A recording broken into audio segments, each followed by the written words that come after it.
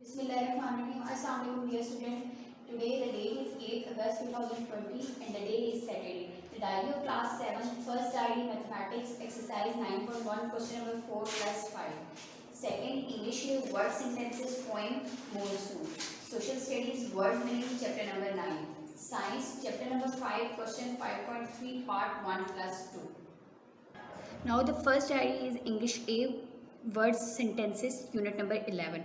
First word creep रेंगना, sea turtles creep on the sea shore. जो समुद्री कछुए हैं वो साहिल समुंदर की पट्टी या साहिल समुंदर के करीब रेंगते हैं। बर्ड्स परिंदे, birds are flying in the air. जो परिंदे हैं वो हवा में उड़ रहे हैं। Field, this is a beautiful field, ये एक बहुत खूबसूरत या प्यारा खेत है। नेक्स्ट थीफ, चोर, आई सा आ थीफ, मैंने एक थीफ देखा। फ्लड, फ्लड डिस्ट्रॉयड एवरीथिंग, जो सैलाब है उसने सब कुछ तबाह बर्बाद कर दिया है। The next are is social studies chapter number 9 words meaning. First meaning word literacy and meaning ख्वानदगी, ठीक है, जो पढ़ा लिखा होने का शरह होती है। मेजर अहम, इकॉनमी मईशत या मुआशी, स्टैटिस्टिक्स आदादो शुमार। The next idea of science question number 5.3 differentiate between the following. अब आपने डिफ्रेंशिएट करना है addition reaction and decomposition reaction, क्योंकि इन दोनों में क्या डिफरेंस है। एडिशन रिएक्शन, इसके नाम से ही ज़ाहिर है कि इसमें हम क्या करेंगे, एडिशन यानी ऐड करेंगे। The chemical combination of two और मोर सब्सटेंसेस, जब हम टू और या दो से ज़्यादा कम्बिनेशन को आपस में मिलाएंगे टू फॉर्म वन कंपाउंड, एक कंपाउंड बनाने के लिए। Bismillahirrahmanirrahim. Assalamu alaikum dear student. Today the date is 8th August 2020 and the day is Saturday. The diary of class 7, first diary mathematics exercise 9.1 question 4 plus 5. English word sentences poem monsoon. Social studies words meaning chapter number 9. Science chapter number 5 question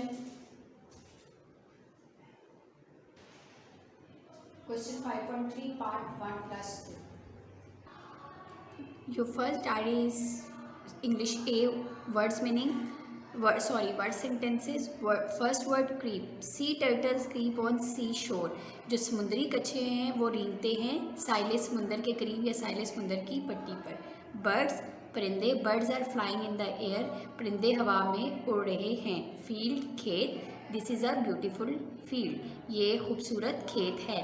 thief चोर, आई सा a thief, मैंने एक चोर देखा। Flood सैलाब, flood destroyed everything, सैलाब ने हर चीज़ या तमाम चीज़ें या हर कुछ तबाह बर्बाद कर दिया है।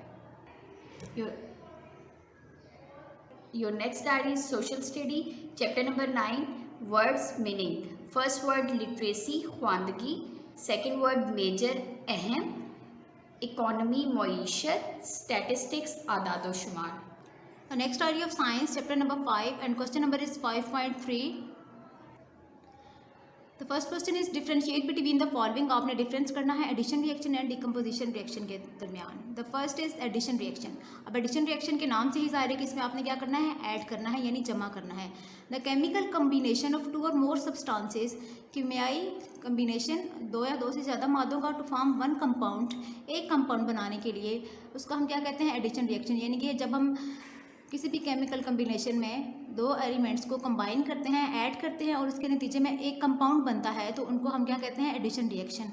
जब ये सेपरेट होते हैं एलिमेंट्स अलग अलग तो उनको हम एलिमेंट्स कहते हैं, और जब हम इनको मिला के केमिकल रिएक्शन के नतीजे में जो नया प्रोडक्ट बनता है उसको हम फिर कंपाउंड कहते हैं। यानी जब दो एलिमेंट इकट्ठे मिल जाते हैं तो उसको हम क्या कहते हैं, compound.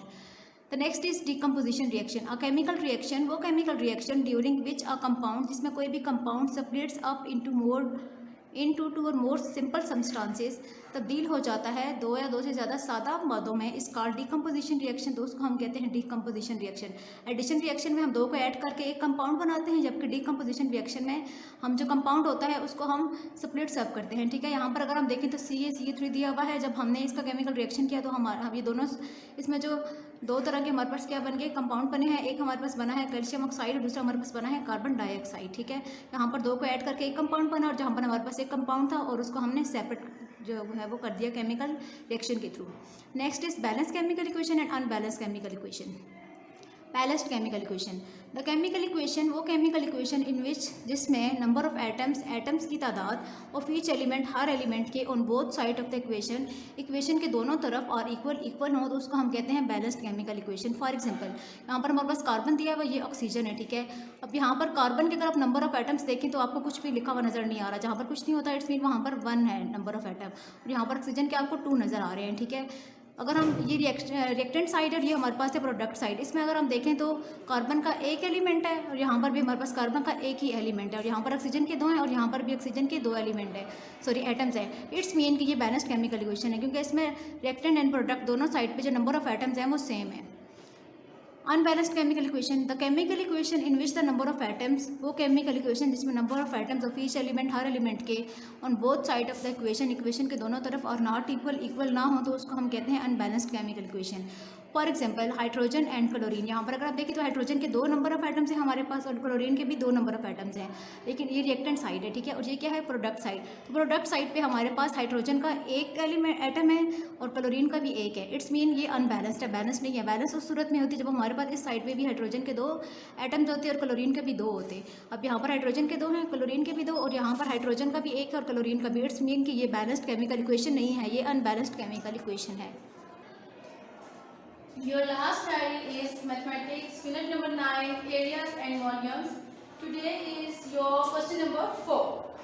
In triangle ABC, right angle is at point C. एक triangle ABC है, जिसमें right angle कौन सा होता है, 90 डिग्री का जो एंगल होता है वो कौन से पॉइंट पे है, C पे। Measurement BC is equal to 2.1 centimetre, जिसमें BC गिवन है आपको 2.1 सेंटीमीटर एंड AC आपको गिवन है 7.2 centimetre. What is the length of AB? तो हमने AB की लेंथ जो है वो मालूम करनी है। जैसे आपके पास एक ट्राइंगल है AB and C, right angle, और पॉइंट C पे देखिए हमने 90 डिग्री का एंगल बनाया है।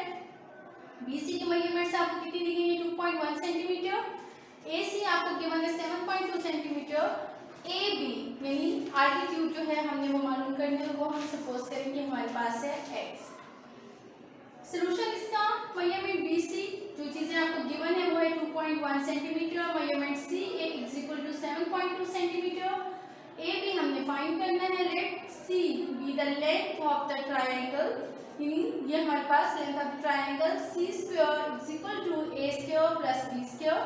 अब यहाँ पे एंगल हमारे पास कौन सा बन रहा है, C पॉइंट पे 90 डिग्री का। वैल्यूज हम पुट करेंगे, C square is equal to x square, यानी हमने x को सपोज कर लिया C है, 2.1 को सपोज किया आपके पास A है, 7.2 जो है वो आपके पास B है, यानी ये आपके पास बेस, आल्टीट्यूड एंड हाइपोटेन्यूज। तो पाइथागोरस थ्योरम के अकॉर्डिंग ये आपका सारा सॉल्व हो रहा है।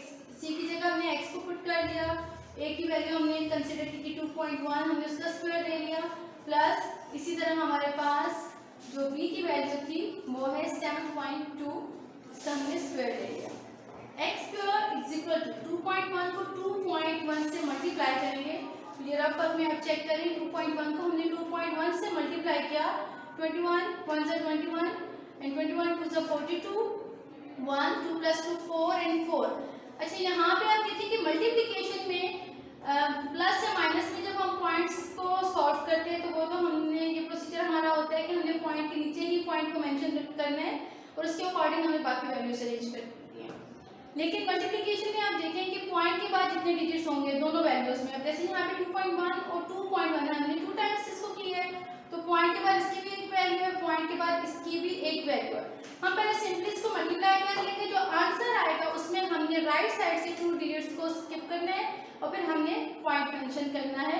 जैसे अब यहाँ पे हमारे पास आंसर क्या आ रहा था, 441, क्योंकि पॉइंट के बाद भी एक वैल्यू है और इसके भी पॉइंट के बाद एक वैल्यू, तो 2 वैल्यूज हमारे पास होगी, तो 2 वैल्यूज को हम छोड़ के पॉइंट मेंशन करेंगे तो आपका आंसर आ जाएगा 4.41। क्लियर।